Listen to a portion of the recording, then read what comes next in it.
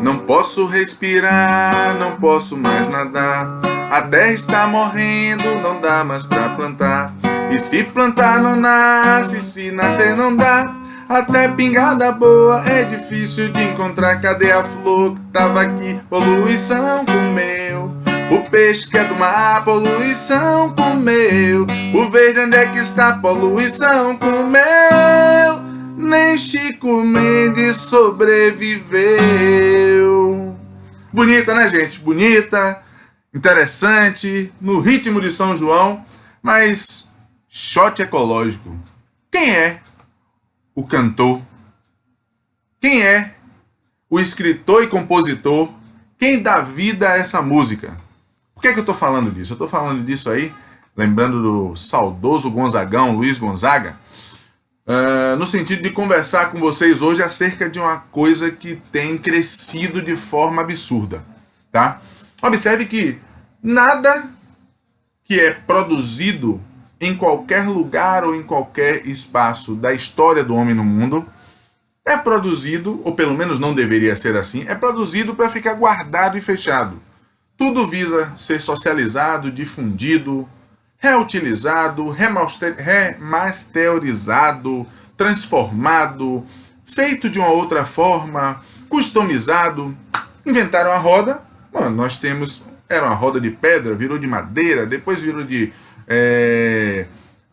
borracha, com ar dentro, maciço, aí você bota neon, você multiplica as possibilidades. O problema, a grande questão, é claro que nós temos hoje, estamos sujeitos às leis, que são as leis referentes à propriedade intelectual. Mas todo conhecimento produzido pelo homem, pelo ser humano, ele visa o bem-estar da humanidade, visa o bem-estar, visa difundir, socializar informações, conhecimentos, fazeres. Já pensou se toda vez que nós fôssemos montar um carro a gente fosse criar a roda? Imagine se toda vez que nós fôssemos pensar em registrar alguma coisa, nós fôssemos criar o papel, criar a caneta, criar o lápis. Nós teríamos uma vida interminável que inviabilizaria esse avanço tecnológico, avanço do homem, do ser humano no mundo. Bem, não há problema nenhum em nós utilizarmos o conhecimento do outro. O grande problema, a grande questão é, no momento em que eu utilizo o conhecimento, no momento em que eu trago aquilo que o outro produziu e deixo de dizer, olha, esse texto é de fulano, olha, o inventor disso aqui foi cicrano.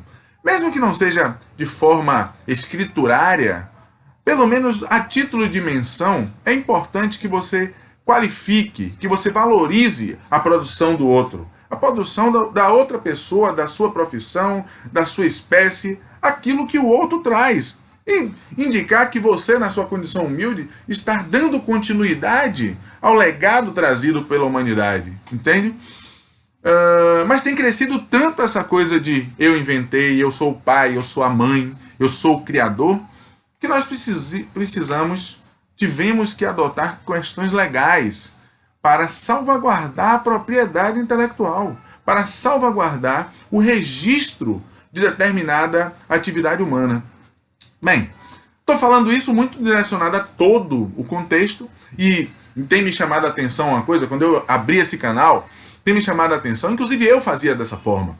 Eu acessava os vídeos, acessava os canais, mas quase nunca eu curtia, quase nunca eu colocava lá posicionamentos, quase nunca eu me inscrevia nos canais de YouTube, me inscrevia nas falas ou nos espaços, nas redes sociais. Eu dificilmente comentava ou dialogava, mas fazia uso de determinadas postagens.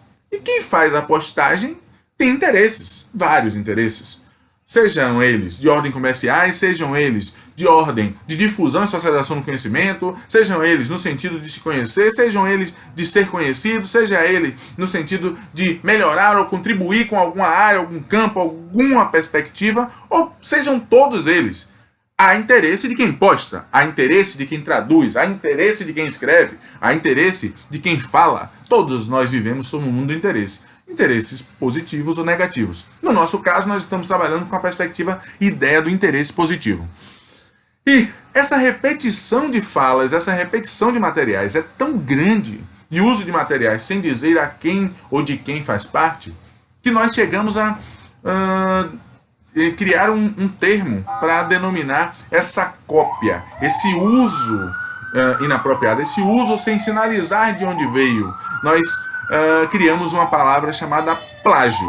O plágio, ele é nada mais nada menos do que a cópia sem menção de onde aquilo foi buscado.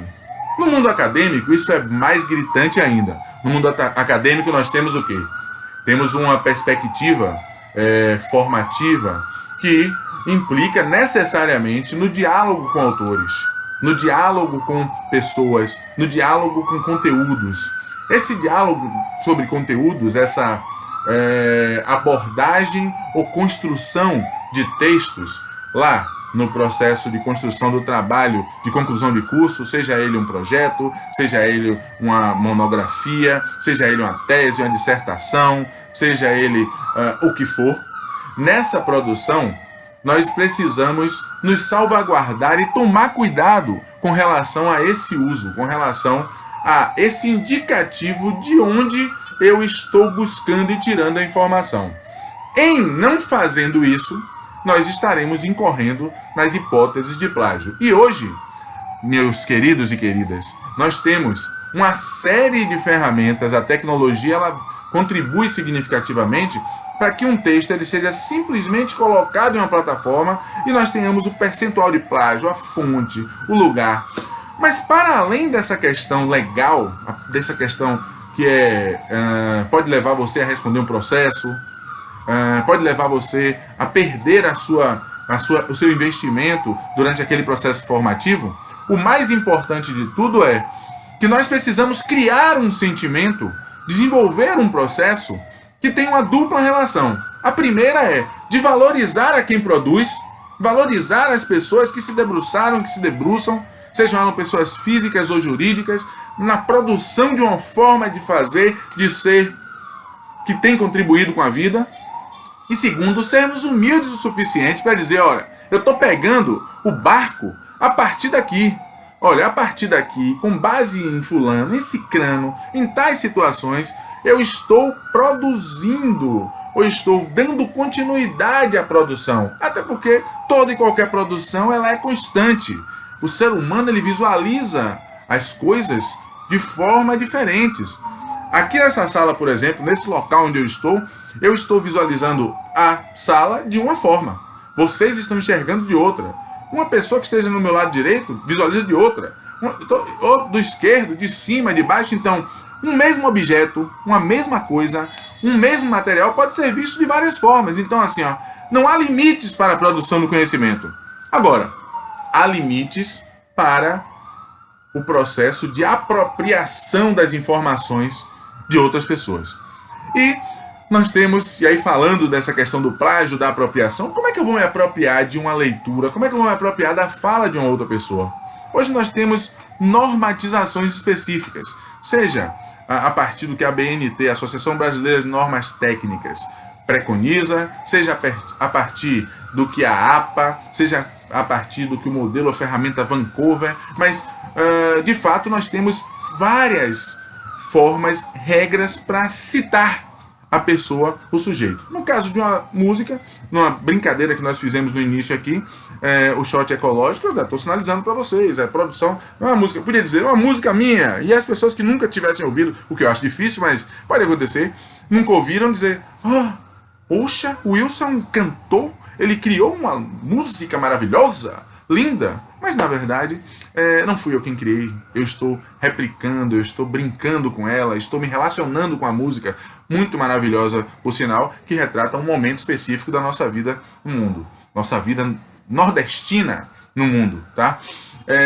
E aí assim, vamos pensar, como é que eu faço isso com relação ao texto? Nós temos dois tipos de citações, pessoal. Duas formas de citar um autor, de citar alguém, no âmbito acadêmico, tá? Nós temos a chamada citação direta e a citação indireta. Wilson, o que é citação direta? O que é citação indireta? Olha, o próprio nome já direciona a gente. Citação direta é aquela citação onde você copia. Ctrl+C, Ctrl+V, meu texto, coloquei ipsi literi o que foi colocado, o que foi apresentado pelo autor. E quando eu faço isso, qual é o cuidado que eu tenho que ter? Eu tenho que ter o nome do autor, ou melhor, o sobrenome do autor.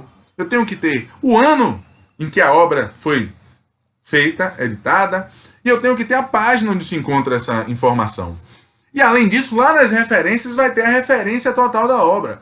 É porque se alguém quiser se aprofundar um pouco naquele autor, naquela informação, ele vai buscar a obra, ele vai buscar estudar e se aprofundar um pouco mais. Mas mesmo nas citações diretas, você tem dois formatos.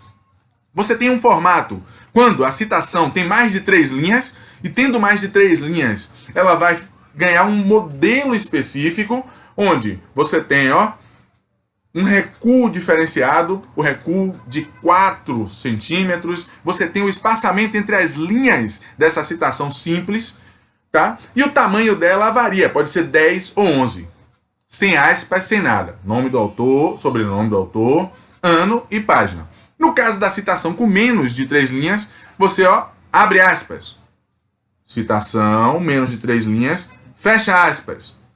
Autor, sobrenome, ano, página. Fecha parênteses. Então, perceba como é. Você está tirando da obra do outro e dizendo, eu estou falando, mas com base em fulano que já falou isso antes de mim. E discute isso aí. A citação indireta já é diferente. Na citação indireta, você vai tratar dessa questão, vai tratar daquele conhecimento, daquele diálogo, a partir da leitura do autor, dos autores, e você vai dizer, segundo, fulano, ano, parará, parará, parará, parará, parará, parará. Você vai falar com suas palavras aquilo que você leu. Mas, Wilson, não são minhas palavras? Sim, filho. Sim, filha. São suas palavras, mas com base no que o outro escreveu. Então, o lógico, o justo, eu diria que nem só o lógico, mas o justo é que você diga, eu tirei isso de algum lugar. E aí, vamos lá. Eu estou com isso valorizando, estou me colocando numa condição de dar prosseguimento à discussão, ao conteúdo, ao diálogo, mas, de fato, isso traz para nós um fortalecimento da própria relação humana, tá? E torna a nossa ação uma ação de, abre aspas, alto nível, fecha aspas, professor Admilson Santos. É essa construção que é importante que nós façamos, tá bom? Então, fechamos hoje mais esse bate-papo. Eu quero pedir a vocês que acessem o canal, que se inscrevam no canal, que compartilhem o canal, que dialoguem comigo aí, curtam, façam comentários, que tragam posicionamentos, que digam, Wilson, isso aqui não tá legal, que tal falar desse tema? Então, o espaço é para diálogos, é para debates, é para essa finalidade desse espaço que eu criei agora no período da pandemia. É para discutir com vocês, para dialogar, mas lógico, eu quero que vocês curtam, que vocês se inscrevam, que vocês compartilhem, para que vocês me conheçam melhor, para que eu conheça vocês melhores e para que outras pessoas me conheçam. Tranquilo, pessoal? Agora vai, ou melhor, abre aspas, agora vai, fecha aspas. Augusto César Rios Leiro. Pois é, tem charges, tem falas, tem situações que a gente até deixa de falar, deixa de mencionar, mas não seria legal que a gente se sentisse valorizado quando alguém traz uma fala nossa? Então bora fazer isso aí, bora começar a curtir, vamos começar a dar o nome aos bois, vamos começar a dizer e mencionar as pessoas nas nossas falas, nos nossos textos, na nossa vida como um todo. Agora eu vou me despedir de vocês porque eu vou tomar um refrigerante diet. Grande abraço, pessoal. Até mais.